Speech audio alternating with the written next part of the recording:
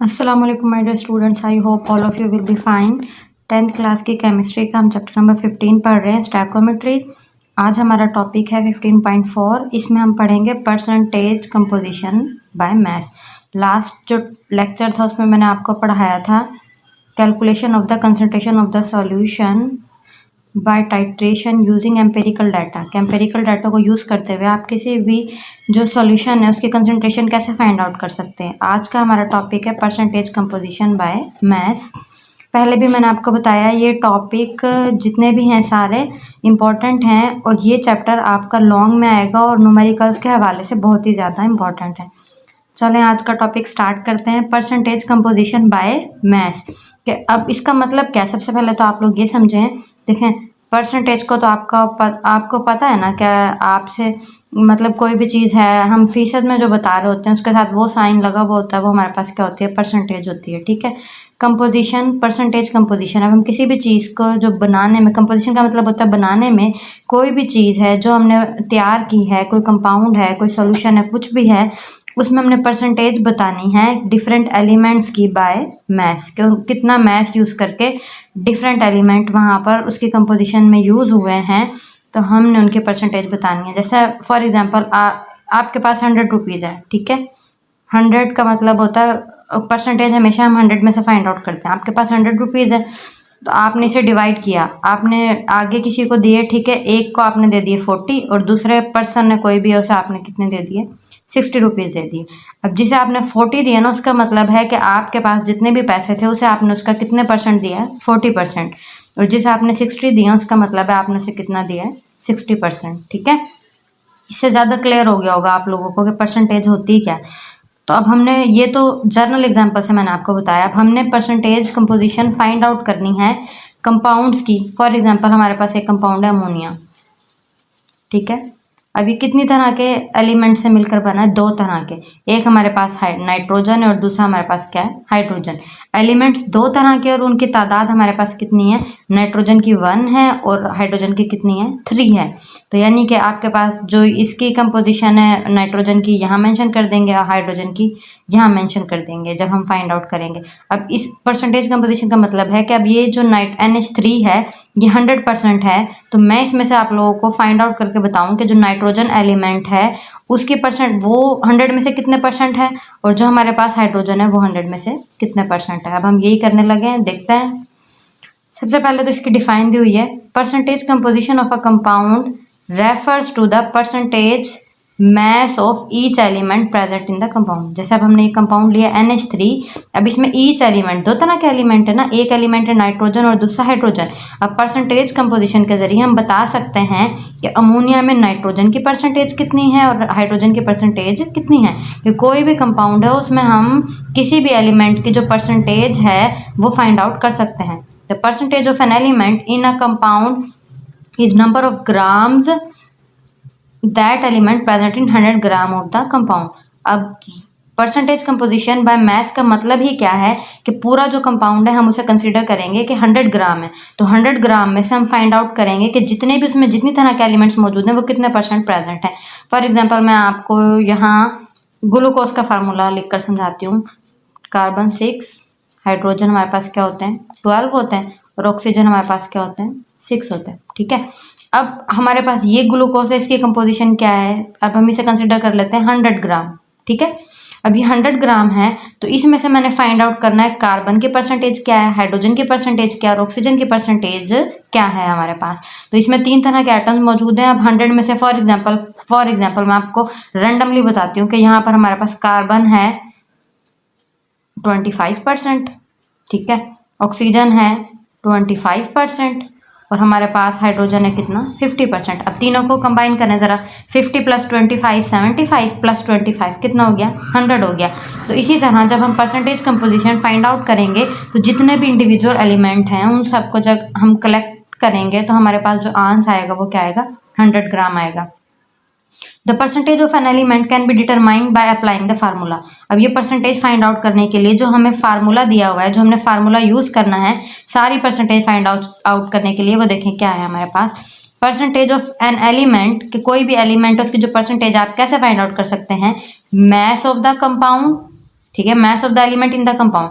जैसे अगर आपने जो ग्लूकोज का फार्मूला है इसमें कार्बन की परसेंटेज फाइंड आउट करनी है तो ऊपर हमारे पास मास ऑफ द कार्बन आ जाएगा कि यहाँ हमारे पास 6 कार्बन है, एक कार्बन का 12 होता है, मल्टीप्लाई करके उन्हें आप ऊपर मेंशन कर देंगे तो नीचे आ जाएगा formula mass of the compound. अब पूरा जो आपका कंपाउंड है वो क्या है, C6H12 वो 6, पूरा आप इसका फार्मूला मास निकालेंगे। जो हमारे पास आयोनिक कंपाउंड होते हैं उनका होता है फार्मूला मास, और जो हमारे पास कोवेलेंट कंपाउंड होता है उनका होता है मॉलिक्यूलर मास। तो इसमें आपने कंफ्यूज बिल्कुल भी नहीं होना।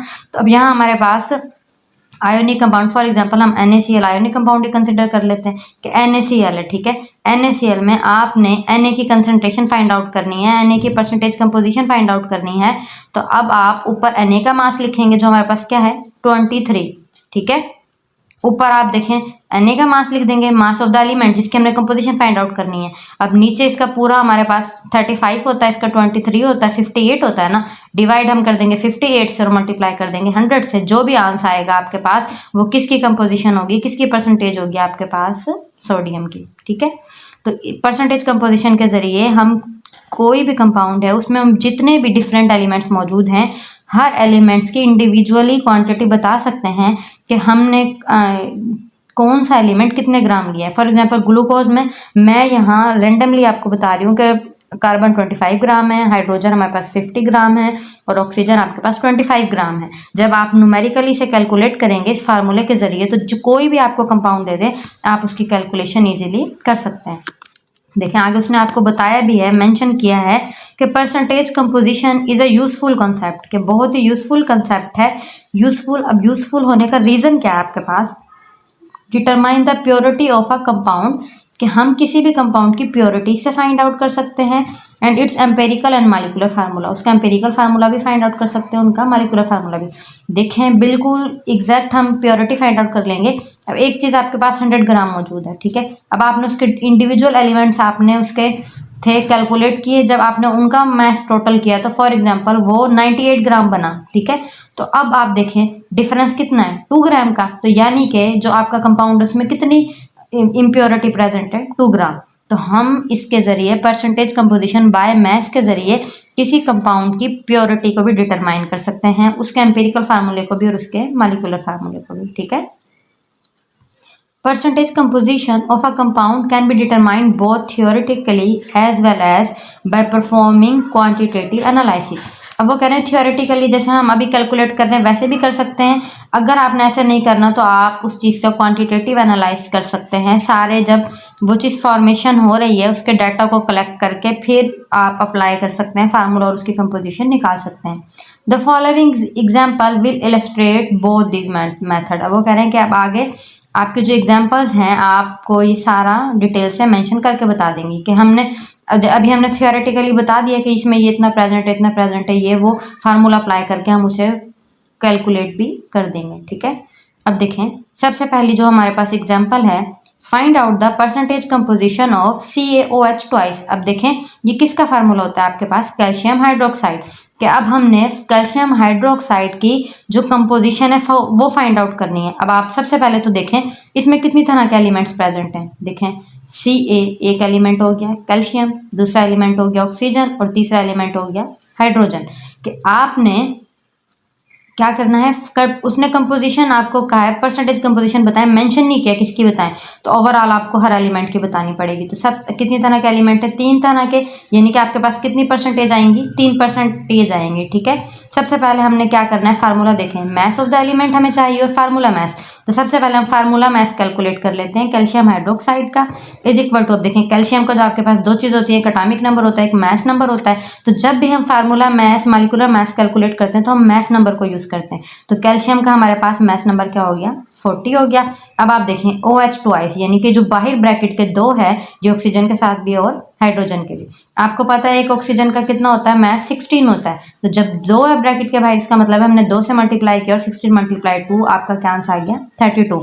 हाइड्रोजन के साथ भी 2 है तो एक हाइड्रोजन का 1 होता है। तो जब हाइड्रोजन 2 एटम्स मौजूद हैं तो 2 से मल्टीप्लाई किया तो क्या आंसर आया 2। जब हमने तीनों को जमा किया तो हमारा क्या आया 74। अब ये फार्मूला मास है तो हम आगे ग्राम लगा देंगे, ठीक है। उसके बाद है applying formula given in equation. अब परसेंटेज ऑफ एन एलिमेंट, अब जो ऊपर अभी हमने फार्मूला पढ़कर आए, mass of the element in the compound divided by formula mass of the compound multiply by 100।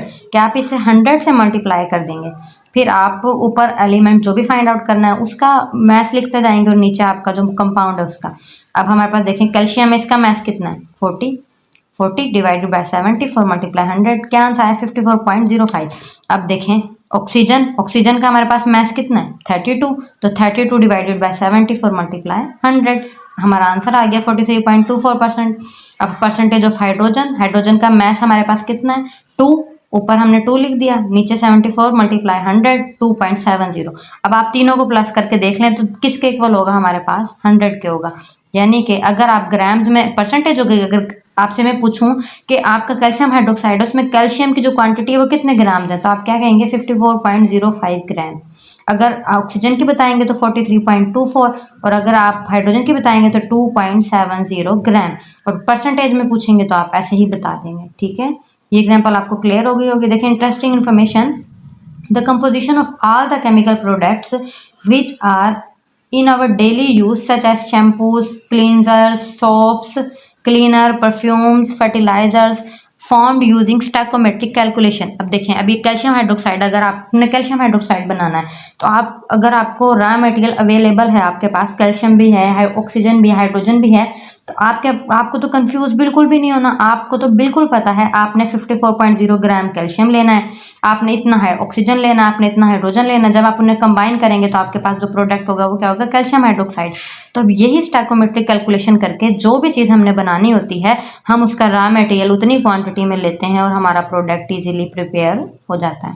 ठीक है, नेक्स्ट एग्जाम्पल को देखते हैं। 15.10 आपकी एग्जाम्पल है। अब यहाँ थोड़ा सा ना चेंज है आप, ठीक है। अब आप देखें ऊपर हमें यहाँ जो फार्मूला मैथ है ना वो नहीं दिया हुआ था, अब नीचे हमें उसने खुद ही बता दिया है। देखें 8.675 gram of the compound were decompose into its element, कि एक कंपाउंड मौजूद है उसकी क्वांटिटी इतनी है, उसको इसके एलिमेंट में डीकम्पोज किया गया तो it gave 5.217 gram of carbon, कि हमारे पास कार्बन मिला है। उसके बाद है हाइड्रोजन 0.9, दूसरा हमें क्या मिला है हाइड्रोजन, और तीसरा आपको क्या मिला है ऑक्सीजन। ठीक है, find out the percentage composition of the compound. अब वो कह रहे हैं कि जो 3 एलिमेंट्स आप देखें, आपको नहीं बताया किसके कितने आइटम मौजूद है, क्या मौजूद है, आपको उसने क्वांटिटी दे दी। तो अब क्वांटिटी दे दी तो अब आपने फाइंड आउट करना है कि कौन सा एलिमेंट कितने अमाउंट में मौजूद है। अब आपको उसने ऑलरेडी कंपाउंड का नाम नहीं बताया, इसलिए उसने आपको उसका क्या डायरेक्ट बता दिया, formula mass of the compound. अब आप देखें वही ऊपर वाला फार्मूला अप्लाई कर देंगे। अगर हम सबसे पहले कार्बन का फाइंड आउट करते हैं तो कार्बन के लिए उसने क्या दिया 5.217 ग्राम, तो ऊपर लिख दिया और नीचे हमने लिखा 8.6। देखें अब आप यूँ कहें कि कार्बन का हमारे पास 12 होता है, तो अब 12 मास नंबर है तो हमें यहाँ वो लिखना चाहिए था, लेकिन हम वो लिख ही नहीं सकते क्योंकि कंपाउंड का हमें पता ही नहीं है इसमें कितने कार्बन है, कितना हाइड्रोजन है, कितने ऑक्सीजन है। उसने डायरेक्ट आपको खुद से आपको मास बता दिया है, तो आप वही लिखेंगे जो गिवन है डाटा में। 5.217 ग्राम ऊपर आ गया, आपका जो मास था कंपाउंड का वो नीचे लिख दिया, मल्टीप्लाई कर दिया 100 से, क्या आंसर आया 60.26%। ठीक है, नेक्स्ट आगे हमने हाइड्रोजन का फाइंड आउट किया, हमारा आंसर आया 11.11। परसेंटेज ऑफ ऑक्सीजन सेम, जो ऑक्सीजन का गिवन मास था ऊपर लिखा, कंपाउंड का नीचे लिखा, मल्टीप्लाई किया 100 से 28.62। अब देखिए परसेंटेज है, अब ग्राम में टोटल हमारे पास कितना है, पूरा हमारा कंपाउंड 100 ग्राम है अगर, तो उसमें हमारे पास कितने ग्राम कार्बन है 60.26, कितने ग्राम ऑक्सीजन हाइड्रोजन है हमारे पास 11.11, और कितने पॉइंट आपके पास ऑक्सीजन है 28.62। ठीक है, ये आपको क्लियर हो गया होगा। अब आप देखें आगे हमारे पास है quick check. Calculate the percentage of sulphate ion in Al2SO4 thrice. Aluminium sulphate आपके पास कंपाउंड मौजूद है, उसमें आपने सल्फेट आयन की परसेंटेज कंपोजिशन बतानी है। जैसा भी हमने बताया फार्मूला सेम यूज करते हुए, देखें इसे सॉल्व करते हैं। देखें सबसे पहले तो एल्युमिनियम सल्फेट का फार्मूला है हमारे पास Al2SO4 थ्राइस, ये एल्युमिनियम सल्फेट का हमारे पास फार्मूला गिवन है हमें। ठीक है,